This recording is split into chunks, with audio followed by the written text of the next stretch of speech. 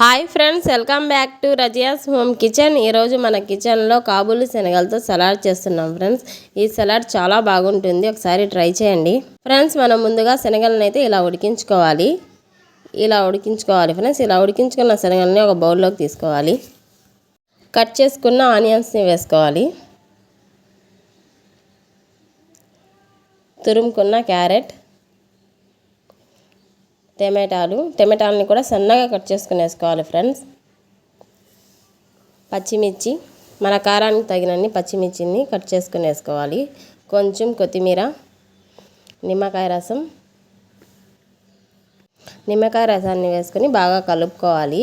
మనం కానీ diet చేస్తున్నట్టయితే salt వేసుకోకుండా ఇలాగే తీసుకోవాలి ఫ్రెండ్స్. లేకపోతే మనకు టేస్ట్కి తగినంత సాల్ట్ని వేసుకోవాలి.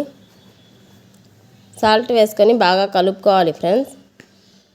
అంతే ఫ్రెండ్స్, కాబూలి శనగలతో సలాడ్ అయితే రెడీ అయిపోయింది. చాలా బాగుంటుంది ఫ్రెండ్స్, తప్పకుండా ట్రై చేయండి. ఇది డైట్ చేసేవాళ్ళు కానీ ఈవినింగ్ స్నాక్స్గా అయినా తీసుకోవచ్చు. చాలా బాగుంటుంది, తప్పకుండా ట్రై చేయండి. ట్రై చేసి ఎలా ఉందో కామెంట్ చేయండి ఫ్రెండ్స్. ఈ వీడియో మీకు నచ్చితే లైక్ చేయండి, షేర్ చేయండి, సబ్స్క్రైబ్ చేయండి. Thank you.